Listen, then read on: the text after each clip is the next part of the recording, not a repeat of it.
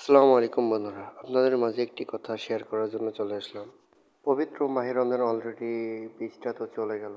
সচেতন করার জন্য আমি আর কি আপনাদের মাঝে আসলাম বা আপনাদের কাছে একটা ভিডিও নিয়ে আসলাম। অনলাইন থেকে যারা যেটাই কেনাকাটা করেন না কেন, ভালো হোক মন্দ হোক, অবশ্যই চিন্তা করবেন যেন প্রতারক চক্রের মধ্যে না পড়েন।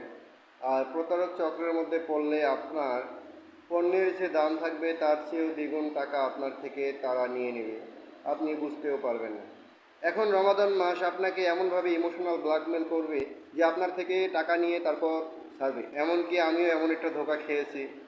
তো আমি যেহেতু ধোঁকা খেয়েছি, আমি চাই না আমার অন্য ভাইয়েরা ধোঁকা খাক, এই কারণে আপনাদের মাঝে আসা।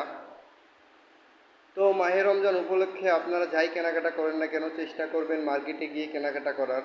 আর যদি আপনার তেমন সব যদি পরিচিত ভালো থাকে, আগে লেনদেন করেছেন, আগে কেনাকাটা করেছেন, এমন কোনো যদি শপ পেয়ে থাকেন তাহলে সেই শপ থেকে কেনাকাটা করিয়েন।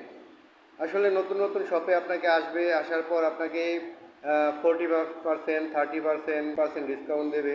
দেওয়ার পর আপনার থেকে প্রথম অবস্থায় দেখবেন যে অনেকে অ্যাডভান্স চাইবে না, আবার অনেকে অ্যাডভান্স চাবে। তো যারা অ্যাডভান্স চাবে তাদের হয়তো বা আপনার ডেলিভারি চার্জটা আগে চাবে।